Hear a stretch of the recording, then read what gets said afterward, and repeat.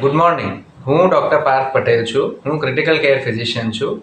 AB plus હોસ્પિટલમાં practice કરું છું અને એના સિવાય સિવિલ હોસ્પિટલ અસરોમાં બી મારી સેવાઓ આપું છું. આજે આપણે વાત કરીશું મોઢાના કેન્સર વિશે. મોઢાના કેન્સર વિશે વાત કરતાં પહેલાં હું તમને 2-3 વસ્તુ જણાવવા માંગીશ કે મોઢાનું કેન્સર એટલે એવી વસ્તુ નથી કે તમને જ્યારે કોઈ દર્દીને કોઈ તકલીફ થાય તો સીધું કેન્સર જ થશે. ઘણીવાર નોર્મલ વ્યક્તિઓને નાની નાની તકલીફો થતી રહેતી હોય છે જે કેન્સર હોવાની સંભાવના ધરાવે છે.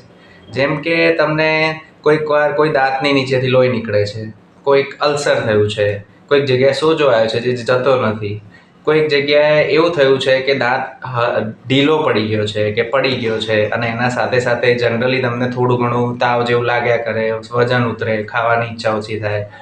આ બધા લક્ષણો કેવા છે કે મોઢાનું કેન્સર હોઈ શકે એવી સંભાવના ધરાવે છે. એવું નથી કે સીધું કેન્સર તરીકે જ એ પ્રેઝન્ટ કરે. આપણે આ બધા લક્ષણો જ્યારે થાય ત્યારે ડૉક્ટરને કોન્ટેક્ટ કરવો જરૂરી છે.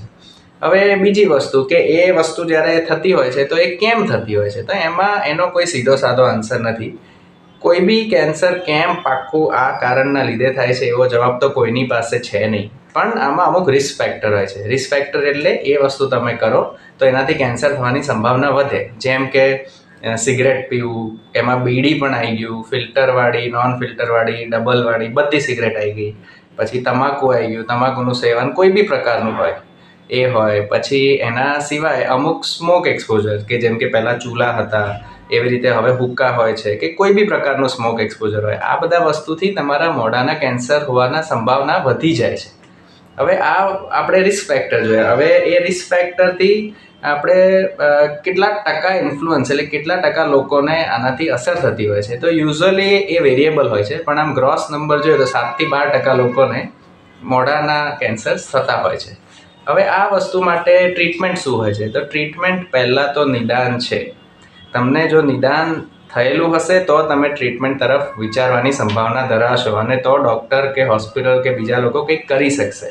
તો ટ્રીટમેન્ટ એમાં 3 પ્રકારની હોય છે. એક તો સર્જિકલ હોય છે કે કેન્સર એક જ જગ્યાએ હોય, ફેલાયું ના હોય અને કાઢી શકાય એવી સંભાવના હોય તો આપણે એને કાઢવાનું પ્લાન કરતા હોઈએ છીએ.